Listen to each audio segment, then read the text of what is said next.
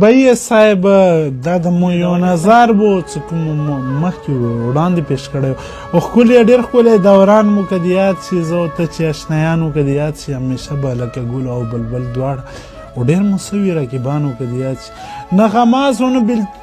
نه رقیب و نه بېلتون و ډېر مو سوي اشنایان مو که د یاد شي او چې په څه باندې به پېښ شو پرې ورتلو به څه بېتاجه بچیانو که د یاد شي ما به وی چې نه غلط شوې زه دیوانه او ستا په خوله کې به عمرانو که د یاد شي له مینې مې نفرته راغلو او په خوار غریب خلک په خپو ګرځېږي او خاونده داسې جهالت راغلو او نشته هېستا به زمونږ د کام د جواب که مونږ کې مینه محبت راغلو او د ځان پوښتنه دومره ګرانه نه ده که په سینو کې مو همت راغلو ځان پوښتنه دومره ګرانه نه ده که په سینو کې مو همت راغلو خلک را واپس شو د سنګر عالم او صوفي کې اوس د دین غیرت راغلو